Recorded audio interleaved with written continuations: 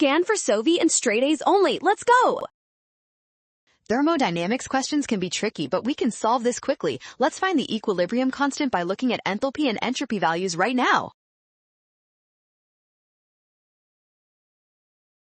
First, we must look at the Gibbs free energy equation. Delta G equals delta H minus T delta S. This formula is the key to understanding how reactions behave spontaneously.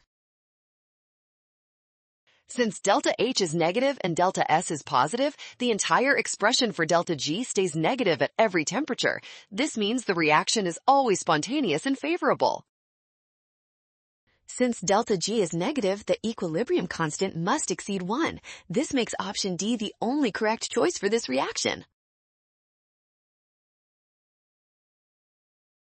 Well done! Scan the code. You can learn better with Sovi. Watch signs carefully and trust given values to avoid a rush. Great job!